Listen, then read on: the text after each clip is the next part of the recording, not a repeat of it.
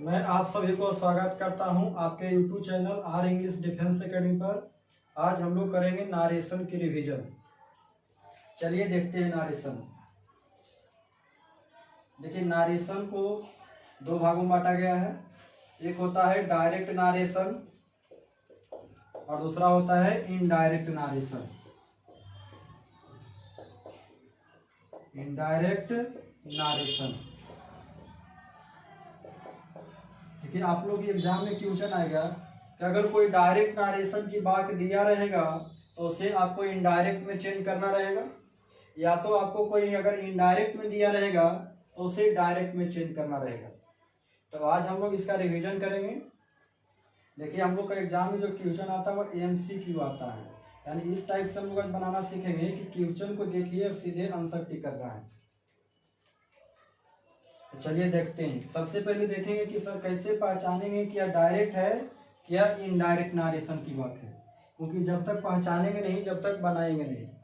क्योंकि आपका एग्जाम में ये नहीं लिखा रहेगा कि डायरेक्ट है तो इनडायरेक्ट चेंज करो या इनडायरेक्ट है तो डायरेक्ट चेंज करो। डायरेक्ट आपको वहाँ क्वेश्चन दिया रहेगा, अब बोलेगा इनमें से जो बेस्ट है उसे आप चूज करें। तो सबसे पहले हम लोग सीखेंगे कौन डायरेक्ट नारेशन है और कौन इनडायरेक्ट नारेशन है। चलिए देखते हैं।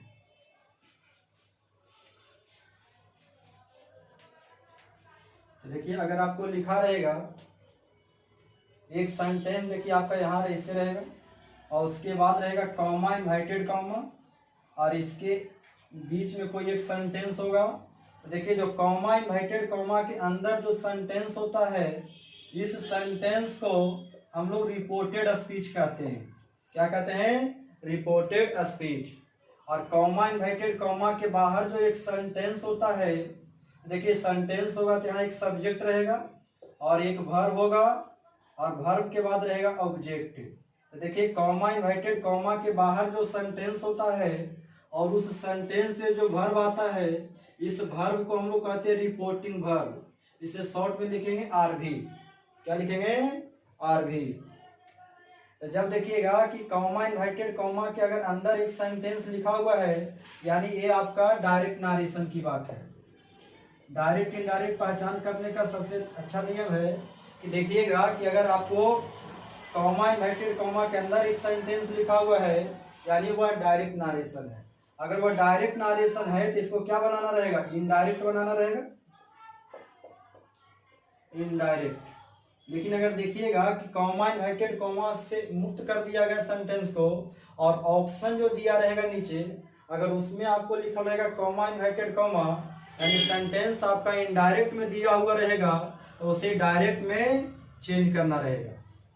तो देखते हैं हम लोग कैसे चेंज करेंगे डायरेक्ट से इनडायरेक्ट में। तो देखिए, डायरेक्ट से इनडायरेक्ट चेंज करने के लिए सबसे पहले आपको यहाँ कुछ नियम है, उसे सीखना पड़ेगा। तो जब देखिए अगर कोई सेंटेंस डायरेक्ट नारेशन में है, डायरेक्ट में है और उसका इनडायरेक्ट करना रहे, किसमें बदलना रहे? इनडायरेक्ट नारेशन में। तो सबसे पहले आपको ध्यान देना है कि जो डायरेक्ट नारेशन का जो RV का सब्जेक्ट होता है, RV का सब्जेक्ट, इसे हम ज्यों का त्यों लिखेंगे, इसे ज्यों का त्यों लिखेंगे।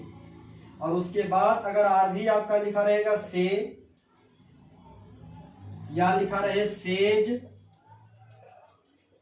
या लिखा रहेगा सेड, और इसके बाद लिखा रहेगा two plus object, two plus object, तो इसका इनडायरेक्ट बनाते समय बिना टेंस परिवर्तन किए हुए अगर से रहेगा तो से को चेंज करेंगे टेल में, और सेज को चेंज करेंगे टेल्स में,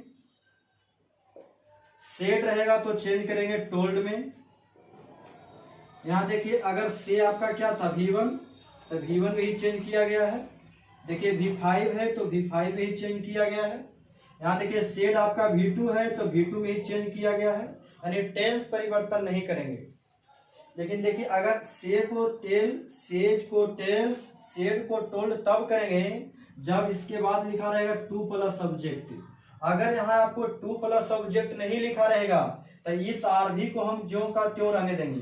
जैसे देखिए, अगर यहाँ आपका टू प्लस ऑब्जेक्ट नहीं रहेगा तो ये से रहेगा तो से को से ही रहने देना है, सेज रहेगा तो सेज को सेज ही रहने देना है, और सेड रहेगा तो सेड को सेड ही रहने देना है। लेकिन देखिए अगर यहाँ आपका टू प्लस ऑब्जेक्ट दिया रहे, टू प्लस ऑब्जेक्ट दिया रहेगा तो आर तो से को टेल में, सेज को टेल्स में और सेड को टोल में बदलेंगे। लेकिन यहाँ पे जब टू को रिमूव करेंगे डायरेक्ट ऑब्जेक्ट लिखेंगे, डायरेक्ट ऑब्जेक्ट लिखेंगे। ऐसा इसलिए करते हैं क्योंकि जो टेल होता है यह एक ट्रांजेटिव वर्ब है, और ट्रांजेटिव वर्ब हम लोग वैसे वर्ब को कहते हैं जिसके तुरंत बाद ऑब्जेक्ट आया रहे। क्या आया रहे? जिसके तुरंत बाद ऑब्जेक्ट आया रहे। उसके बाद देखेंगे कि अगर आपका आर एस की जो वाक होगा, जो कॉमा इन्वर्टेड कॉमा के अंदर की वाक रहेगा, इस वाक को देखेंगे कि सर अगर ये सेंटेंस असर्टिव सेंटेंस हो, असर्टिव सेंटेंस का स्ट्रक्चर होता है सब्जेक्ट रहेगा, इसके बाद आपका एक वर्ब रहेगा, और वर्ब के बाद देखिए आपका कोई ऑब्जेक्ट या अदर वर्ड रहेगा, और अंत में फुल स्टॉप। इस सेंटेंस को हम असर्टिव सेंटेंस कहते हैं। तो जब आपका डायरेक्ट नारेशन की आर एस की बात असर्टिव सेंटेंस होगा तो ये जो कॉमा इन्वर्टेड कॉमा रहता है इसके जगह पर हम लोग लिखेंगे डैट। क्या लिखेंगे? डैट। और उसके बाद आर एस में प्रवेश कर जाएंगे। देखिए आर एस में प्रवेश करने से पहले आपको कुछ बातों को ध्यान में रखना है। क्या करना है? देखिए ये सभी चीजों का आपको कॉपी में शॉर्ट नोट्स तैयार करते चलना है, इसे आप छाप ले। चलिए आगे देखते हैं। जब डायरेक्ट नारेशन की आर एस की बात में अगर आया हुआ सेंटेंस असर्टिव हो तो आपको निम्नलिखित बातों को ध्यान में रखना है। सबसे पहले तो आपको ध्यान में रखना है कि अगर डायरेक्ट नारेशन में जो प्रोनाउन लिखा रहेगा अगर वह 1 2 3 के रूप में हो, 1 2 3 के रूप में हो, तो इसका इनडायरेक्ट बनाते समय इसे हम एस ओ एन के अनुसार बदल देते हैं। एस ओ एन के अनुसार बदलेंगे। देखिए आखिर यहाँ सीखना है कि सर एस ओ एन क्या लिखे हैं। तो देखिए एक का सेंस होता है आपका ये first person, first person. First person आपको पता होना चाहिए कि फर्स्ट पर्सन का सब्जेक्ट होता है आई और बी। आई सेकेंड का मतलब होता है second person, second person. Second person का सब्जेक्ट होता है यू। देखिए ये थर्ड का मतलब होता है आपका थर्ड पर्सन, और थर्ड पर्सन का सब्जेक्ट होता है ही, सी, ईट, दे, ये सब देखिए होगी आपका थर्ड पर्सन। देखिएगा जब डायरेक्ट नारेशन की आर एस की बात में अगर कोई फर्स्ट पर्सन के प्रोनाउन होगा तो यह आर भी के सब्जेक्ट के अनुसार बदल जाएगा। लेकिन अगर कोई सेकेंड पर्सन का प्रोनाउन होगा तो वह आर भी के ऑब्जेक्ट के अनुसार बदल जाएगा। लेकिन अगर कोई थर्ड पर्सन होगा तो यह नो चेंज होगा, यानी नहीं बदलेगा। देखिए एस होता है सब्जेक्ट, ओ होता है ऑब्जेक्ट, और एन नो चेंज। जब डायरेक्ट नारेशन की आर एस की बात में कोई थर्ड पर्सन के प्रोनाउन रहे तो इसका इनडायरेक्ट बनाते समय इसे किसी भी प्रकार का कोई परिवर्तन नहीं किया जाएगा। यहां तक किसी को कोई डाउट है? इसको आप लोग नोट करेंगे। लेकिन देखिए यहाँ एक चीज आप लोग को और ध्यान देना है कि अगर फर्स्ट पर्सन का प्रोनाउन सब्जेक्ट रूप में अगर बैठा रहेगा तो बदलने के बाद भी सब्जेक्ट रूप में ही होना चाहिए। अगर फर्स्ट पर्सन का प्रोनाउन ऑब्जेक्ट रूप में लिखा रहेगा ये बदलने के बाद भी ऑब्जेक्ट रूप में ही आना चाहिए। अगर यहाँ आपको पोसेसिव रूप में लिखा रहे जैसे पीए, तो बदलने के बाद भी हम पीए का ही प्रयोग करेंगे। इस बात को आपको ध्यान रखना है। चलिए आगे देखते हैं।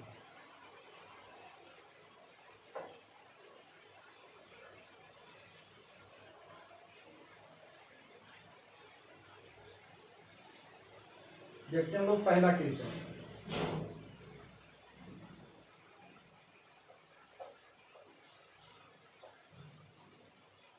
He said to me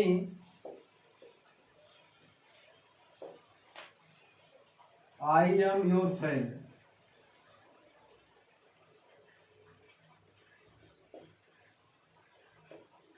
यहां पर आप लोग ध्यान दीजिए। एक चीज और ध्यान दीजिएगा कि अगर आपका डायरेक्ट नारेशन का आया हुआ यार भी अगर प्रेजेंट में रहे या फ्यूचर में हो तो इसका इनडायरेक्ट बनाते समय जो आर एस का एक टेंस होगा इसमें किसी भी प्रकार का कोई परिवर्तन न करेंगे। अगर आर भी प्रेजेंट या फ्यूचर में होगा इसका इनडायरेक्ट बनाते समय आर एस की टेंस में कोई परिवर्तन नहीं किया जाएगा। अगर आर एस की टेंस प्रेजेंट में होगा तो इसका इनडायरेक्ट बनाते समय भी प्रेजेंट में ही रहने देना है। अगर ये आपका पास्ट में होगा तो इसका इनडायरेक्ट बनाते समय भी पास्ट में ही रहने देना है। अगर फ्यूचर में रहेगा तो इसका इनडायरेक्ट बनाते समय भी फ्यूचर में ही रहने देना है। तो चलिए इसका कैसे बनेगा नारेशन देखिए। तो सबसे पहला काम है कि आरवी के सब्जेक्ट को ज्यों का त्यों। तो आरवी का सब्जेक्ट क्या ही को ही लिखेंगे। और सेज के बाद लिखिएगा टू प्लस ऑब्जेक्ट लिखा रहे तो इसे चेंज करेंगे टेल्स में। टू हटेगा डायरेक्ट लिखेंगे मी और कॉमा इन्वर्टेड कॉमा के बदले डेट। अब देखिए हम लोग आर एस में जाते हैं तो देखिए यहाँ आई लिखा हुआ है। जो आई फर्स्ट पर्सन का प्रोनाउन है ये चला जाएगा आरवी के सब्जेक्ट के पास। इसके पास जाएगा आरवी के सब्जेक्ट के पास। अब देखिए कि आई जो लिखा हुआ ये आपका सब्जेक्टिव केस में है तो बदलने के बाद भी सब्जेक्टिव केस का प्रयोग करेंगे। अब देखिए ही का सब्जेक्टिव केस क्या होता है ही, यहाँ पर क्या चलाएगा ही। लेकिन यहाँ देखिए आई के साथ आपका एम लगा हुआ है लेकिन ही के साथ क्या लगेगा इज। एम और इज दोनों प्रेजेंट को रिप्रेजेंट करता है यानी टेंस परिवर्तन यहाँ नहीं हुआ है। अब देखिए योर क्यों नहीं सेकेंड पर्सन और सेकेंड पर्सन जाएगा आरवी के ऑब्जेक्ट के पास। आरवी का ऑब्जेक्ट क्या लिखा गया मी। लेकिन देखिएगा यहाँ जो आपका लिखा गया योर यह एक पीए है। क्या है पीए। तो बदलने के बाद भी केस परिवर्तन नहीं होना चाहिए। केस परिवर्तन नहीं होना चाहिए। देख केस परिवर्तन नहीं होना चाहिए। तो योर देखिए पीए रूप में है तो मी का पीए क्या होता है माई। उसके बाद देखिए जो नाउन है उस नाउन को लिखेंगे। चलिए इस क्वेश्चन को आप लोग छापिए।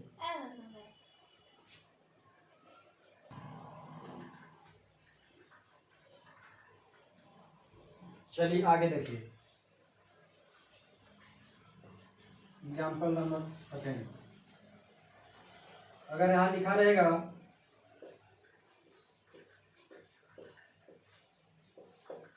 Raju said two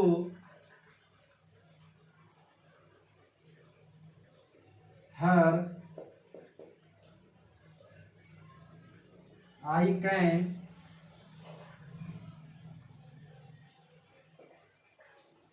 by a car. इसका बनाइए इनडायरेक्ट। देखिए इनडायरेक्ट बनाते इसमें कुछ नहीं करना। सबसे पहले आरवी का जो सब्जेक्ट है उसे ज्यों का त्यों लिखेंगे। तो लिखेंगे राजू। देखिए सेज के बाद टू प्लस ऑब्जेक्ट लिखा रहे हैं तो सेज को लिखेंगे टेल्स में।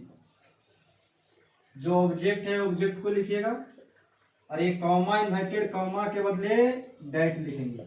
और आई कौन पर्सन फर्स्ट पर्सन तो जाएगा आरवी के सब्जेक्ट के पास। अब देखिए यहाँ आरवी का सब्जेक्ट आपका तो लिखा गया राजू। यहाँ राजू को नहीं ले जाना इसका प्रोनाउन ले जाएंगे। देखिए अगर कोई नेम लिखा रहे तो उस नेम का प्रोनाउन यूज करेंगे। अगर यह नाम जो रहे कोई मेल का हो तो इसके लिए प्रोनाउन ही यूज करेंगे। लेकिन अगर यह नाम किसी फीमेल का होता तो इसके लिए हम प्रोनाउन सी यूज करते।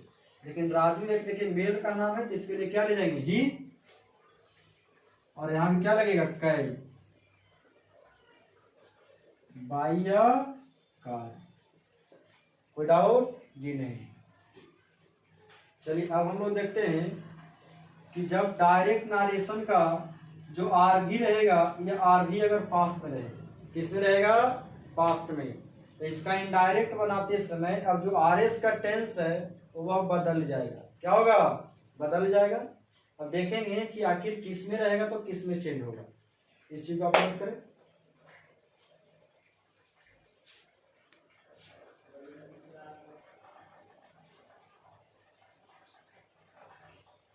चलिए देखेंगे जब आर भी पास्ट में हो तो आर एस का टेंस बदल जाएगा। तो किस प्रकार बदलेगा, जो कि आपको निम्न प्रकार से बदल जाएगा। देखिए आपके सामने पूरा लिख दिया गया है। जब डायरेक्ट नारेशन की आर भी अगर पास्ट में रहे तो इसका इनडायरेक्ट बनाते समय आर एस की टेंस बदल जाता है।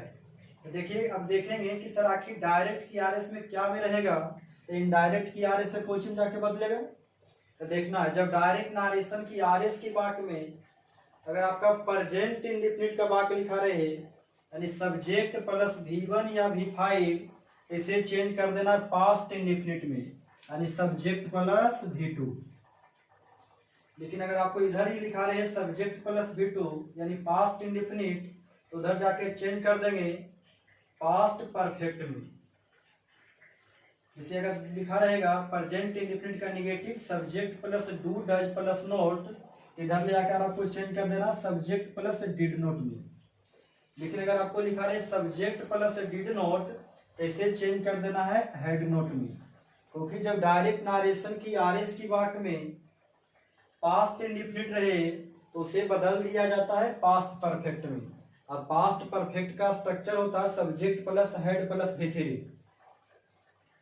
लेकिन अगर आपको आर एस की वाक्य में ही दिया रहे पास्ट परफेक्ट या पास्ट परफेक्ट कंटिन्यूअस, इसका इनडायरेक्ट बनाते समय नो चेंज करेंगे, यानी किसी भी प्रकार का कोई परिवर्तन नहीं किया जाता है। लेकिन अगर आपको डायरेक्ट की आर एस में हैज हैव लिखा रहे तो इसे बदल देंगे हेड में। अगर आपका ईज है मार रहेगा तो इसे चेंज करेंगे बाज वर में। इसमें बदलेंगे बाज अवलिक वर में। अगर आपको बाज वर दिया रहे तो इसे चेंज करना है हेड बिन में। अगर कैन रहे तो कैन को चेंज करेंगे कुड में, और मे को चेंज करेंगे माइट में। लेकिन अगर आपका सेल या बिल रहे तो इसे चेंज कर दीजिएगा गुड में। लेकिन यहाँ पर देखिए आपको ऑप्शन पर चलना है। अगर आपको डायरेक्ट नारेशन की आर एस की बात में सेल दिया गया है, और जो ऑप्शन में देखिएगा अगर यहाँ वुड ना देकर अगर आपको लिखा रहे शुड, देखिए कहीं कहीं आपको सेल को शुड में भी बदला जाता है, लेकिन मॉडर्न इंग्लिश ग्रामर में सेल को भी वुड में चेंज किया जा रहा है। ये सब हम लोग देखेंगे अपने MCQ में, जैसा टेस्ट में रहेगा वैसा टिक करेंगे। तो इस चीज को आप लोग नोट कर ले, ऐसे याद कर लीजिएगा।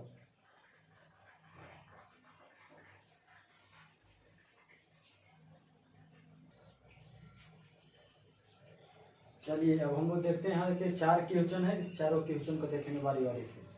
सबका देखिए आर भी पास्ट में है, तो जब डायरेक्ट नारेशन की आर भी पास्ट में रहे तो इसका इनडायरेक्ट बनाते समय जो आर एस का टेंस होगा वो सब चेंज हो जाएगा। तो सबसे पहला काम है कि आर भी के सब्जेक्ट को हम ज्यों का त्यों लिखेंगे। उसके बाद देखिए सेड के बाद अगर टू प्लस ऑब्जेक्ट लिखा रहे तो इसे टोल्ड में बदल देते हैं। अरे टू को हटा देना, डायरेक्ट लिखेंगे मी, और कॉमा इन्वर्टेड कॉमा के बदले डैट लिखेंगे। और आगे देखिए यहाँ लिखा गया दे, जो दे थर्ड पर्सन है, और थर्ड पर्सन नो चेंज, तो नो चेंज करेंगे तो दे को ज्यों का त्यों रहने देंगे, लिखेंगे दे। अगर देखिए यहाँ आपको लिखा रहे हैज है तो इसे चेंज कर देना है हैड में, तो क्या हो जाएगा हैड नेवर हेल्प। और देखिए मी लिखा गया तो मी आपका फर्स्ट पर्सन किसके पास जाएगा, आरवी के सब्जेक्ट के पास। आरवी का सब्जेक्ट क्या लिखा गया ही, लेकिन बताइए हम मी है जो ऑब्जेक्ट है, तो ही का कौन रूप चाहिए, ऑब्जेक्ट रूप, जो कि ही का ऑब्जेक्ट होता है हिम। आप लोग को सब्जेक्ट ऑब्जेक्ट याद कर लेना है। जैसे अगर आई लिखा रहे तो आई का ऑब्जेक्ट मी, बी लिखा रहे तो बी का ऑब्जेक्ट अस, यू लिखा रहे तो यू का ऑब्जेक्ट यू, अगर ही लिखा रहे तो ही का ऑब्जेक्ट हिम, अगर सी लिखा रहे तो सी का ऑब्जेक्ट हर, अगर इट लिखा रहे तो इट का ऑब्जेक्ट इट, दे लिखा रहे तो दे का ऑब्जेक्ट देम। लेकिन अगर कोई नाउन हो तो उस नाउन का सब्जेक्ट ऑब्जेक्ट दोनों नाउन ही होता है। चलिए देखते हैं क्वेश्चन नंबर सेकेंड। सबसे पहला काम है कि हम आरवी के सब्जेक्ट को ज्यों का त्यों लिखेंगे। इसके बाद अगर आरबी के बाद टू प्लस ऑब्जेक्ट लिखा रहे तो इस आरबी को चेंज करेंगे किसमें, टोल्ड में, मी।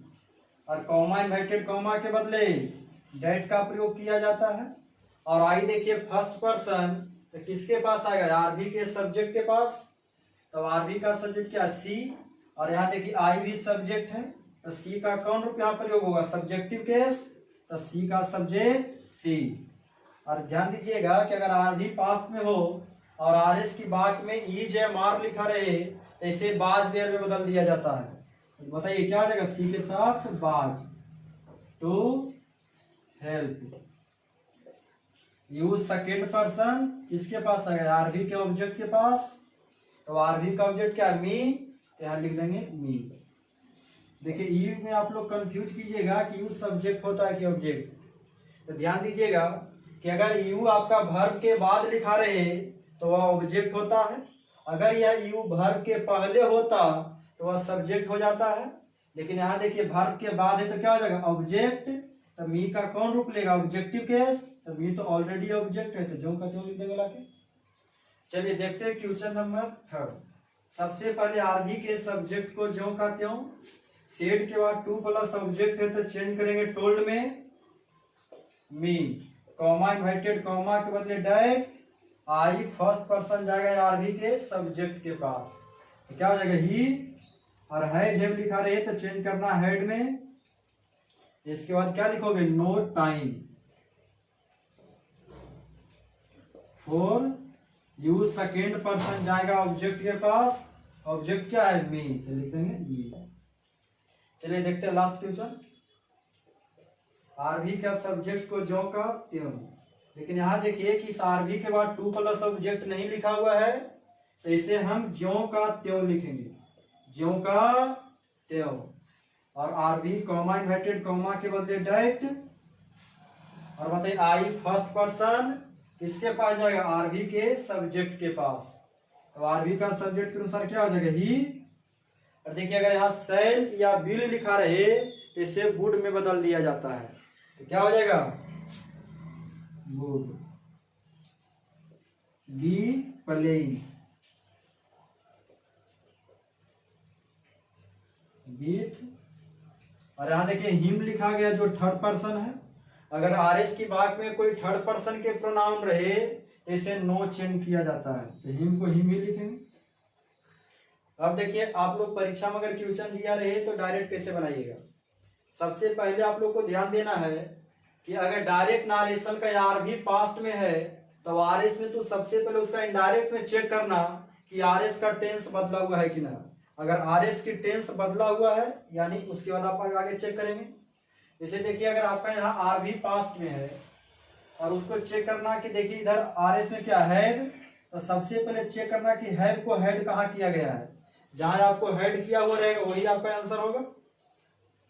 अगर आपको दो ऑप्शन में हेड किया रहेगा तब आप आगे पीछे भी चेक कर लेंगे।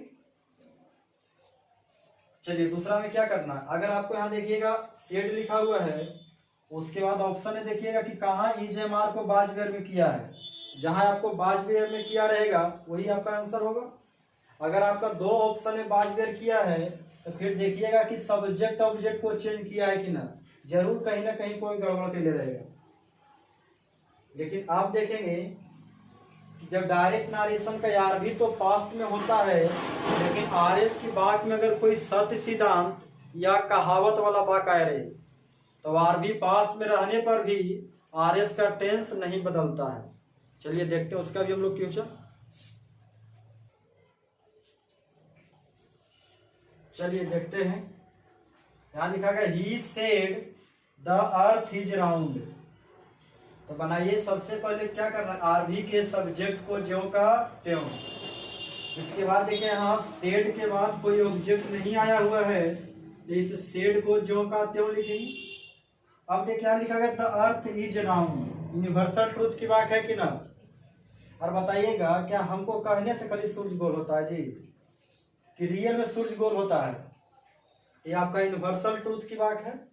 तो इसका इनडायरेक्ट बनाते समय आर इसमें कोई परिवर्तन नहीं करेंगे। जैसे देखिए अगर द अर्थ लिखा हो तो लिखिएगा द अर्थ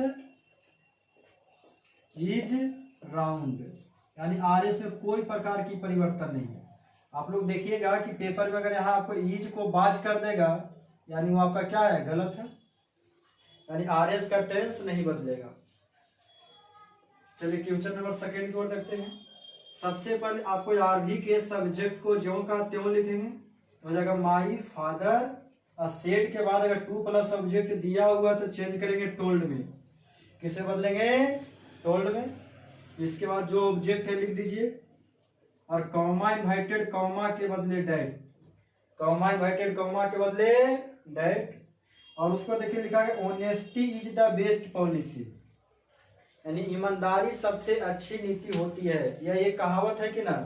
तो इसका इनडायरेक्ट बनाते समय इधर आपको ज्यों का त्यों लिख देना, यानी कोई परिवर्तन नहीं करोगे। इधर लिख दीजिएगा honesty is the best policy.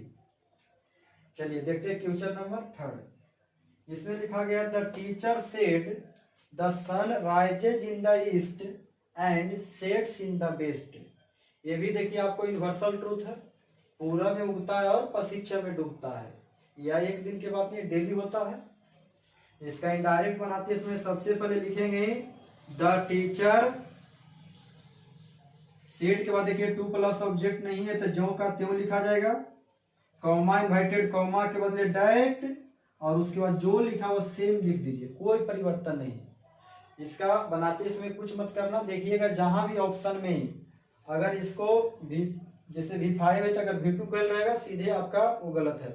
जहां देखिए कि आपको आर एस को ज्यों का त्यों उतार दिया गया है वही आपका आंसर होगा।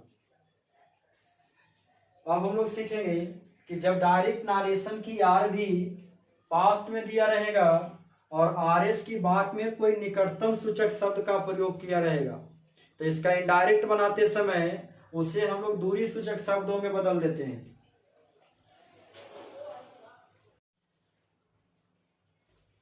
चलिए देखते हैं, जब डायरेक्ट नारेशन की आर भी पास्ट में होगा और आर एस की बात में कोई निकटतम सूचक शब्द आया रहे तो इसका इनडायरेक्ट बनाते समय इसे दूरी सूचक शब्दों में बदल दिया जाता है।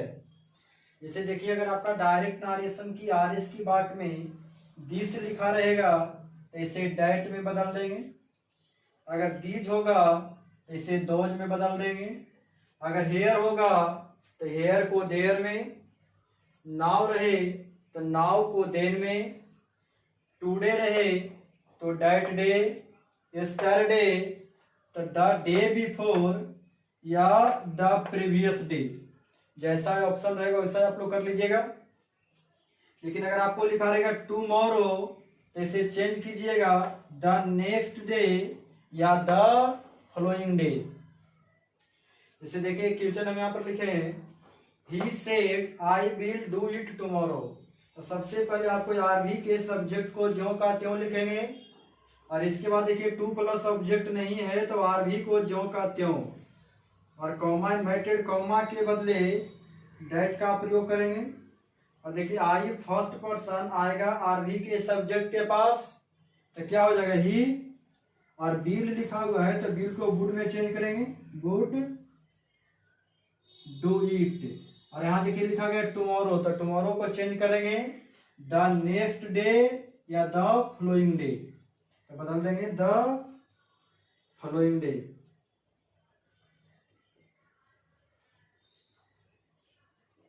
इसी प्रकार हम लोग 3 4 5 क्वेश्चन और इसका देख लेते हैं, इसको आप लोग कॉपी कर ले।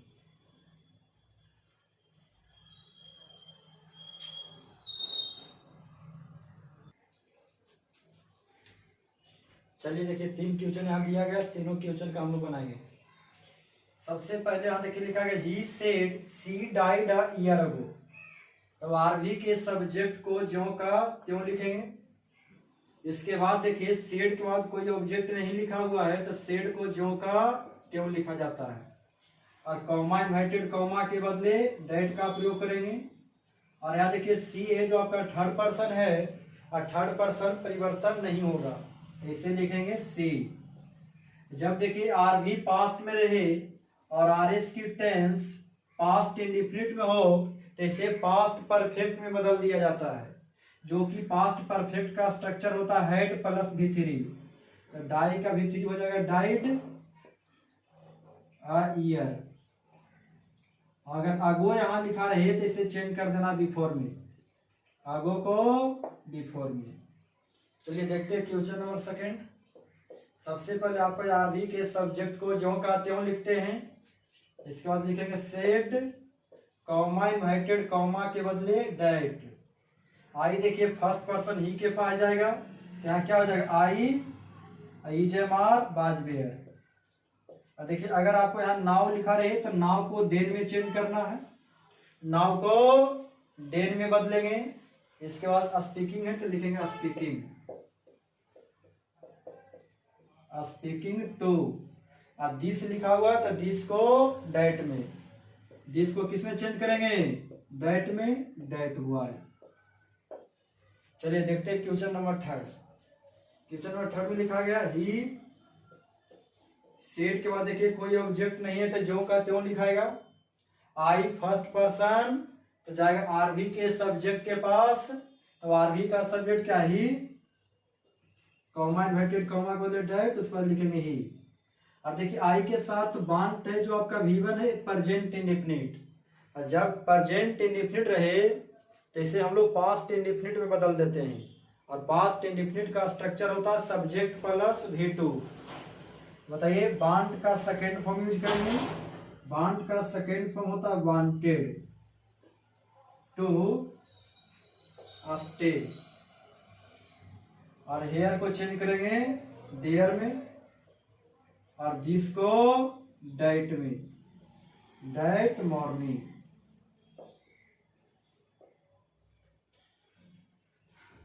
देखिए ये जितना भी हम लोग परिवर्तन कर रहे थे सब देख रहे थे कि सर आरएस की बात असर्टिव था तब। अब देखेंगे कि जब डायरेक्ट नारेशन की आरएस की बात इंट्रोगेटिव रहे, क्या रहे, आरएस की बात इंट्रोगेटिव, तब कैसे बनेगा।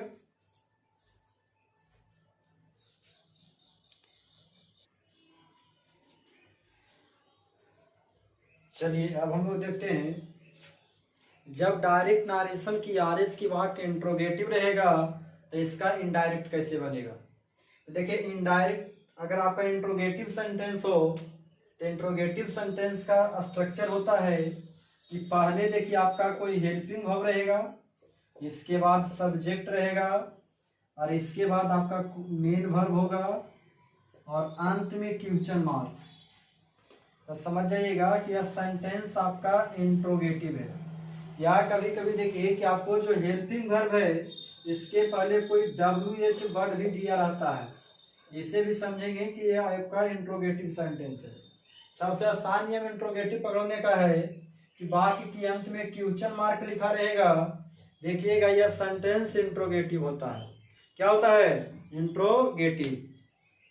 तो जब डायरेक्ट नारेशन की आरएस की वाक्य अगर इंट्रोगेटिव हो तो सबसे पहला काम है कि आरवी के सब्जेक्ट को हम लोग ज्यों का त्यों लिखेंगे, और उसके बाद जो आरवी है यह आरवी को हमेशा अब आस्क में चेंज कर दिया जाता है।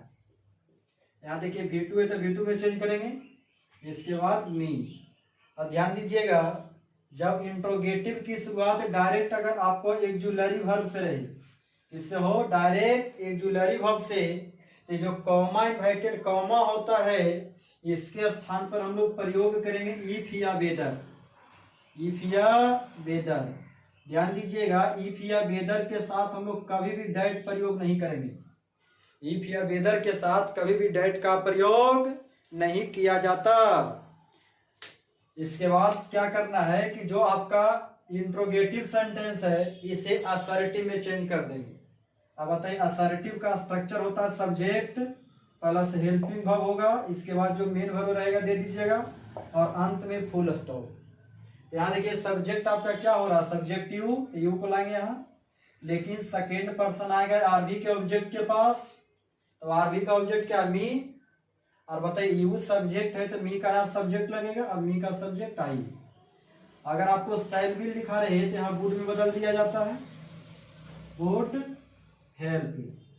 और मी फर्स्ट पर्सन जाएगा आरबी के सब्जेक्ट के पास, तो आरबी का सब्जेक्ट क्या, दे, और दे का ऑब्जेक्ट क्या करेंगे, दे, और असर्टिव करेंगे तो अंत में फुल स्टॉप। चलिए क्वेश्चन नंबर सेकंड देखते हैं।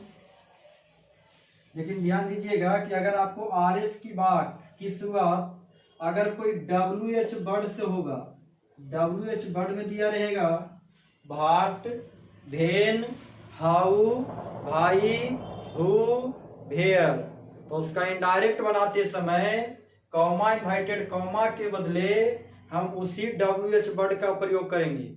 और ध्यान दीजिएगा कि उस WH वर्ड के साथ ना तो डैट लगेगा और ना ही इफ लगेगा और ना ही वेदर लगेगा। चलिए क्वेश्चन और सेकंड की ओर हम लोग चलते हैं। सबसे पहला काम है आपको आरबी के सब्जेक्ट को जो कहते हो और RS की बात इंट्रोगेटिव रहे तो आरबी को हमेशा चेंज कीजिएगा आस्क में, आस्क मोहन। और यहाँ भी देखिए स्टार्टिंग एक्सिलरी वर्ब है तो कॉमा इन्वर्टेड कॉमा के स्थान पर आप इफ या वेदर किसी एक का प्रयोग कर सकते हैं। एक साथ दोनों का प्रयोग नहीं होगा, या तो इफ लगाइएगा या तो वेदर लगेगा। इसके बाद बताइए सब्जेक्ट क्या होगा, यू जाएगा मोहन के पास तो मोहन के अनुसार सब्जेक्ट क्या हो जाएगा ही। और हैव लिखा रहे तो इसे हम लोग हेड में चेंज करेंगे। अगर हैव रहेगा तो किस में चेंज करेंगे, हेड में। इसके बाद लिख दो रेड पे और अंत में फुल स्टॉप। आप देखिएगा कभी कभी आपको ऑप्शन में क्वेश्चन मार्क के दिया रहेगा, लगेगा कि पूरा सेंटेंस सही है लेकिन यहाँ जाके देखिए गलत हो जाएगा। तो यहाँ हमेशा आपको क्या लगाना है, फुल स्टॉप। चलिए देखते हैं question number third. Question number third में लिखा गया है she said what were you doing. यहाँ देखिए आपका स्टार्टिंग कोई WH वर्ड से हुआ है, इसका इनडायरेक्ट बनाते समय सबसे पहले क्या लिखेंगे, आरबी के सब्जेक्ट को ज्यों का त्यों। और सेड के बाद देखिए अगर यहाँ टू प्लस सब्जेक्ट नहीं भी लिखा रहेगा तो इसे आपको आस्क में बदल देना है, इसे आस्क में बदल दिया जाता है। और यहाँ कॉमा इन्वर्टेड कॉमा के बदले हम वो इसी WH वर्ड का प्रयोग करेंगे, भाट का। ध्यान दीजिएगा कि इस भाट के साथ कभी भी गलती से डैट का प्रयोग नहीं करिएगा, और ना ही इसके साथ इफ लगाना है और ना ही इसके साथ आपको वेदर लगाना है। इस सब आपका गलत है। डायरेक्ट क्या लगेगा, जो भी WH वर्ड रहेगा उसी को लिखिएगा। अब असर्टी में जानते हैं कि सबसे पहले सब्जेक्ट आएगा तो सब्जेक्ट क्या, यू, तो यू जाएगा किसके पास, आरबी के ऑब्जेक्ट के पास। अब देखिए आरबी का ऑब्जेक्ट दिया ही नहीं है, तो आपको बताया गया होगा कि जब डायरेक्ट नारेशन का आरबी का ऑब्जेक्ट नहीं दिया रहे और RS में कोई सेकेंड पर्सन के प्रोनाउन चेंज करना रहे तो उस आरबी का ऑब्जेक्ट अपना मन से हम कुछ मान लेते हैं, जो वाक्य के सेंटेंस में सूट करे वो मान लीजिएगा। अगर मैं मान लेता हूं कि सी सेड, उसने मुझसे कहा, उसने मुझसे कही कि व्हाट वर यू डूइंग, तू वहां क्या कर रहा था। अगर मैंने माना कि उसने मुझसे कही तो मी मानेंगे। अगर हम मी मानेंगे तो बोलो मी का सब्जेक्ट यहाँ क्या हो जाएगा, आई। और बाजवर आता है तो इसे बदल दिया जाता है हैड बीन में, बाजवर को हैड बीन में, तो लिखेंगे हैड बीन डूइंग और अंत में फुल स्टॉप लगा दीजिए। यहां पर आप कुछ भी मान सकते हैं। अगर मान लेते कि सी सेड टू हिम, उसने उससे कही, तो हिम होता तो यहाँ ही लगा देते। अगर यहाँ लिखते उसने तुमसे कही तो यहाँ यू मानते, तो फिर हम यहाँ यू ही लिख देते। वो हम लोग ऑप्शन पर देख लेंगे, ऑप्शन में क्या लिखा हुआ रहेगा। चलिए देखते हैं लास्ट क्वेश्चन। सबसे पहले आरबी के सब्जेक्ट को जो का त्यों लिखेंगे और आरबी को हमेशा आस्क में बदला जाता है, मी। और यहाँ देखिए हु से है तो हु को जो का त्यों लिखो क्योंकि WH वर्ड है, कॉमा इन्वर्टेड कॉमा के बदले WH वर्ड को उतार देना है। इसके बाद सब्जेक्ट क्या आएगा, यू, लेकिन यू सेकेंड पर्सन जाएगा किसके पास, मी के पास, तो मी का सब्जेक्ट क्या होगा, आई। और ईच एम आर को चेंज कर दिया जाता है बाज में, और अंत में कुछ नहीं तो फुल स्टॉप बन चुका है। अब हम लोग सीखेंगे कि जब डायरेक्ट नारेशन की RS की बात इंपरेटिव सेंटेंस हो तब इसका इनडायरेक्ट कैसे बनेगा, इतना को आप लोग कॉपी कर ले।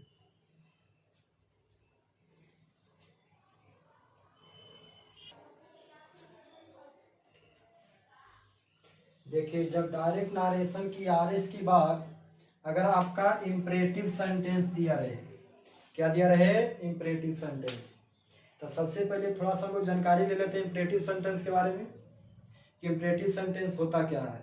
देखिए इम्परेटिव सेंटेंस हम लोग वैसे सेंटेंस को कहते हैं जिस वाक्य से आपको ऑर्डर, एडवाइस या रिक्वेस्ट का बोध हो, उसे इम्परेटिव सेंटेंस कहा जाता है। यानी the sentence which refers to order, advice and request is called imperative sentence. Imperative sentence का स्ट्रक्चर होगा कि डायरेक्ट आपका V1 रहेगा, उसके बाद एक ऑब्जेक्ट। तो देखिए जब डायरेक्ट V1 प्लस ऑब्जेक्ट लिखा रहे तो यह वाक्य या तो आपको ऑर्डर का हो सकता है या तो उस वाक्य से आपको एडवाइस दिया जा सकता है।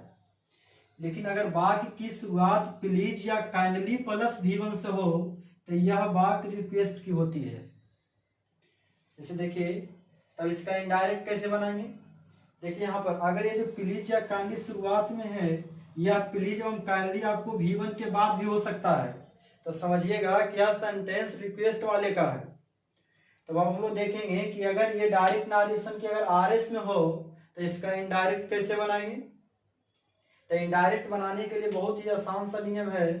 सबसे पहले जो आपको RV का सब्जेक्ट होगा उसे ज्यों का त्यों लिखेंगे। जैसे देखिए यहाँ लिखा गया RV का सब्जेक्ट, तो इसे ज्यों का त्यों लिखेंगे। और उसके बाद देखेंगे कि RS की वाक्य में आपको ऑर्डर है कि एडवाइस की रिक्वेस्ट। अगर RS की वाक्य में ऑर्डर दिया रहेगा तो RV को ऑर्डर में चेंज करेंगे, एडवाइस रहेगा तो RV को एडवाइस में चेंज करेंगे। अगर रिक्वेस्ट की वाक्य होगा तो RV को रिक्वेस्ट में चेंज करेंगे। लेकिन अगर आपको नहीं पता चले कि ऑर्डर है कि एडवाइस, तो उसे आप आस्क में भी चेंज कर सकते हैं, टेल में भी चेंज कर सकते हैं, या तो कमांड में भी चेंज कर सकते हैं। तो देखिए लिखा गया है RV को टेल में चेंज कर सकते हैं, आस्क में चेंज कर सकते हैं, या ऑर्डर, एडवाइस या रिक्वेस्ट। लेकिन देखिए अगर आपको डायरेक्टली क्लियर पता चल जाए कि RS में ऑर्डर की बात है तो RV को ऑर्डर में चेंज करेंगे। अगर RV आपका एडवाइस की बात होगा, RS की बात में अगर कोई एडवाइस की बात रहेगा तो उस RV को हम एडवाइस में चेंज करेंगे। लेकिन एडवाइस का मीनिंग थोड़ा आप लोग और से देखेंगे। एक होता है ADVIC, अगर एडवाइस का अंत C से होगा तो समझिएगा कि यह नाउन होता है। लेकिन आपको यहाँ ए नहीं ए लगना चाहिए, क्योंकि एडवाइस का अंत अगर AC से होगा तो ये वर्ब होता है, और RV वर्ब है तो आपका एडवाइस लगेगा नीचे वाला। उसके बाद देखिए जो कॉमा, इन्वर्टेड कॉमा आता है उसके स्थान पर टू का प्रयोग करेंगे। तो देखिए क्वेश्चन नंबर 1, सबसे पहले लिखेंगे ही सेड गो अवे, जाओ। तो क्या लिखेंगे, अगर आपको कुछ पता नहीं चल रहा है कि ऑर्डर है कि एडवाइस हम दिए हैं तो यहाँ पर डायरेक्ट आप इसे टेल में बदल दो। लेकिन अगर V2 है तो V2 करेंगे, लिखेंगे टोल्ड। यहाँ पर ऑर्डर का भी प्रयोग कर सकते हैं, लेकिन ध्यान दीजिएगा कि अगर हम यहाँ ऑर्डर में चेंज करेंगे तो ऑर्डर जब भी आएगा तो उसके बाद हमेशा आपको एक ऑब्जेक्ट को देना पड़ेगा। उसके बाद लेकिन देखिए यहाँ पर तो कोई ऑब्जेक्ट है नहीं, तो अपना मन से कोई ऑब्जेक्ट मान के भी दे सकते हैं, क्योंकि देखिए आपका ट्रांजिटिव वर्ब है। ये जब भी आता है तो एक ऑब्जेक्ट के साथ आता है।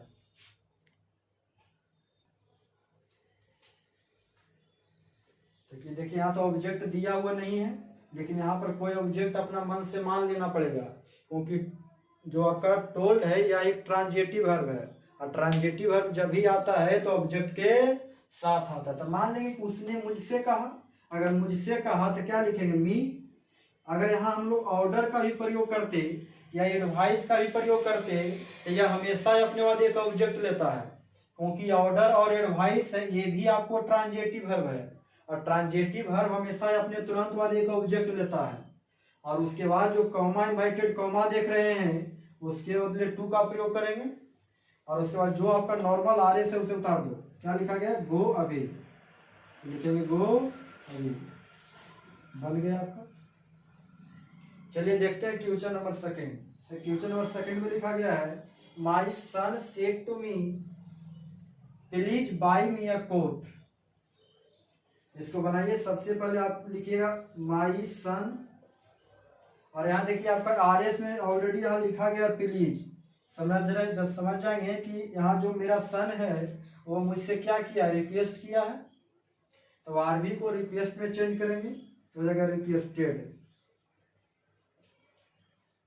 रिक्वेस्टेड मी, और कॉमा इन्वर्टेड कॉमा के बदले टू, और उसके बाद जो प्लीज या काइंडली रहेगा उसे रिमूव कर देंगे और आरएस की बात को उतार देंगे। तो क्या लिखेंगे, बाई, और यहाँ लिखा गया मी जो फर्स्ट पर्सन है, तो मी किसके पास जाएगा, माई सन के पास, तो माई सन के अनुसार क्या हो जाएगा, हिम अ कोट। कोई समस्या नहीं, यहां तक आप लोग कॉपी करेंगे।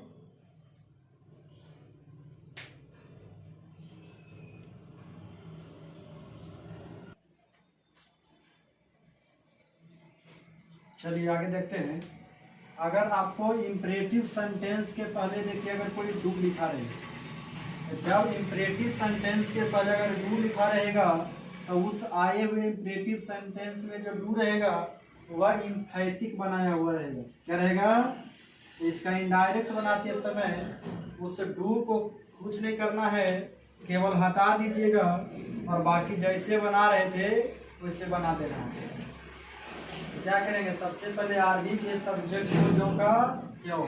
अब देखिए लिखा गया do have a cup of T, तो उससे क्या मांगा गया है, चाय मांगा गया है। तो क्या करेंगे, कुछ नहीं करना है, इस आरबी को टोल्ड में चेंज कर दीजिए।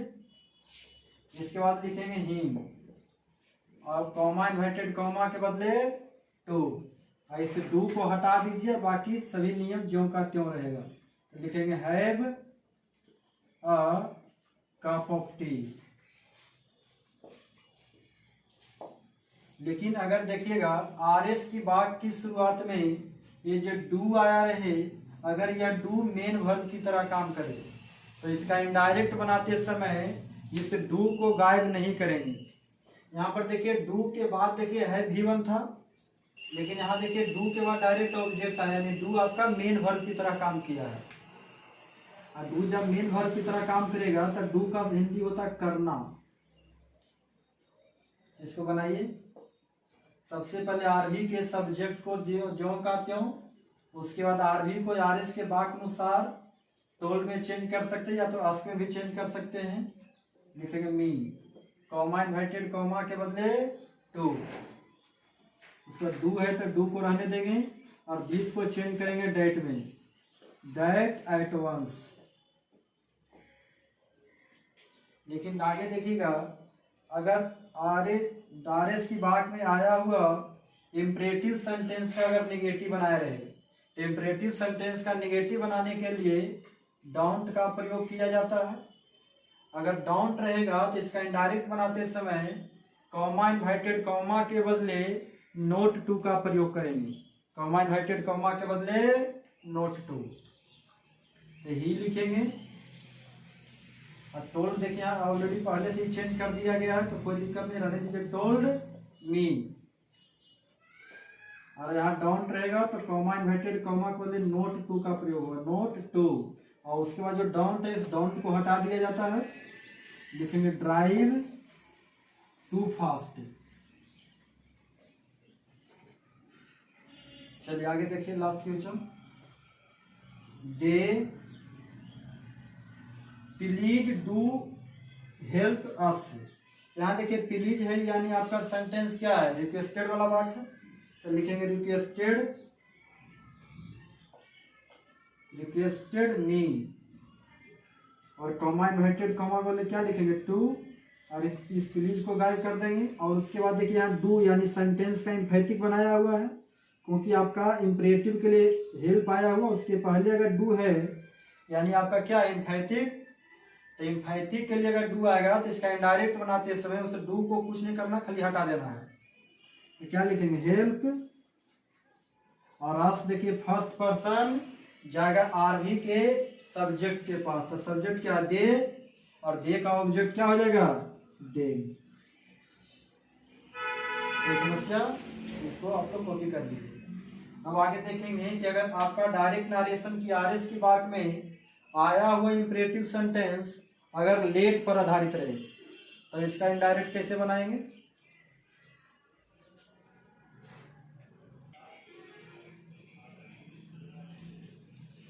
चलिए आगे हम लोग देखते हैं कि जब डायरेक्ट नारेशन की आरएस की बात अगर लेट पर आधारित रहे तो इसका इनडायरेक्ट बनाते समय हम लोग निम्नलिखित शर्त को ध्यान में रखते हैं। इसमें देखिए कंडीशन नंबर 1 है।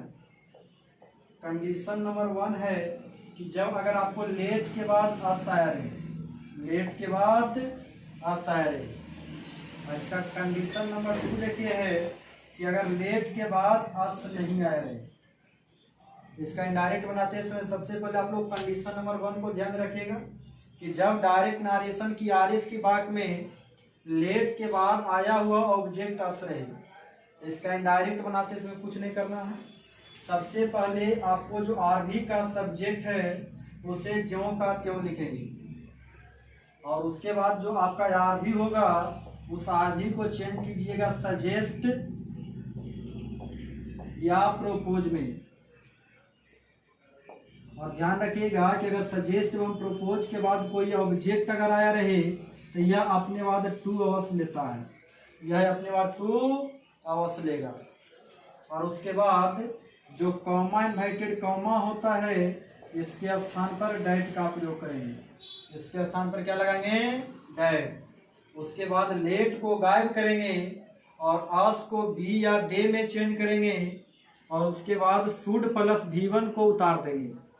जैसे देखिए लिखा गया क्वेश्चन नंबर 1 में, तो आरबी को हमेशा लिखेंगे सजेस्ट या प्रोपोज में, तो सजेस्टेड। और यहाँ देखिए कोई ऑब्जेक्ट नहीं है तो कुछ नहीं लिखेंगे, कॉमा इन्वर्टेड कॉमा के बदले डैट। और ये जो लेट आया हुआ इस लेट को गायब कर देंगे, और ये जो आस है इसे बी या दे में बदल दिया जाता है, बी या, लेकिन आप दे में ही चेंज करना अच्छा रहेगा। और इसके बाद लिखिएगा शुड, क्या लिखेंगे? शुड। और जो आपका V1 प्लस अदर वर्ड है उसे उतार दीजिए, लिखेंगे डांस टुगेदर। चलिए आगे देखते हैं question number 2।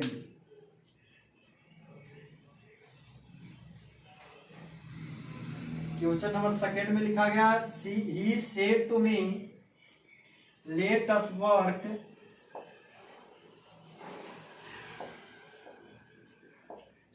For the country day and night, यानी हम लोग को काम करने दो देश के लिए दिन और रात।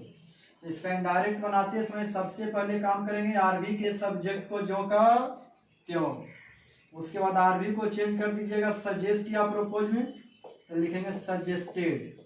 और यहाँ देखिए ऑब्जेक्ट अगर दिया हुआ है तो ये अपने ऑब्जेक्ट को लेने के लिए टू अवश्य लेगा, और ये कॉमा इन्वर्टेड कॉमा के बदले डैट लगेगा। और उसके बाद लेट को गायब करेंगे और आस को चेंज करेंगे बी या दे में, बी या दे में। और इसके बाद लिखेंगे शुड, लिख देंगे should work for the country day and night.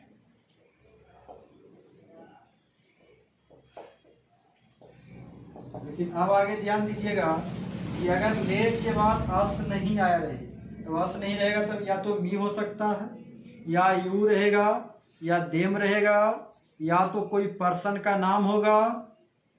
तो इसका इनडायरेक्ट बनाते समय कुछ नहीं करोगे, सबसे पहला काम आपका है कि आरबी के सब्जेक्ट को ज्यों का त्यों लिखेंगे। तो क्या लिखेंगे? The boy. और आरबी को हमेशा 20 में बदलेंगे, आरबी को हमेशा। और ध्यान रखिएगा कि 20 के बाद कभी भी कोई ऑब्जेक्ट नहीं आता है, 20 के बाद कभी भी कोई ऑब्जेक्ट नहीं आएगा। ये कॉमा इन्वर्टेड कॉमा के बदले डैट का प्रयोग करेंगे, कॉमा इन्वर्टेड कॉमा के बदले डैट का प्रयोग करेंगे। उसको लेट को गायब कर दीजिएगा, और यहाँ जो मी है उस मी को हम जनरल रूल्स के तहत सब्जेक्ट में चेंज करेंगे। अब बताइए अगर मी है तो मी किसके पास जाएगा? द बॉय के पास। तो द बॉय के अनुसार सब्जेक्ट क्या हो जाएगा? ही। और इसके बाद लिखेंगे शुड, शुड गो आउट। चलिए हम लोग यहां तक बना लिए। तो आज की क्लास को हम लोग इतना ही रखते हैं। आप लोग पूरा रिवीजन कीजिए। अगर आप लोग को आज की क्लास अच्छा लगे तो हमारे चैनल को सब्सक्राइब करें और पूरा वीडियो जरूर देखिएगा। अगर इतना पूरा वीडियो देख लीजिएगा तो आप लोग का करीब करीब नारेशन का 80% समाप्त हो ही चुका है। तो चलिए विशेष मिलते हैं हम आप लोग से अगले क्लास में। See you, bye bye, take care.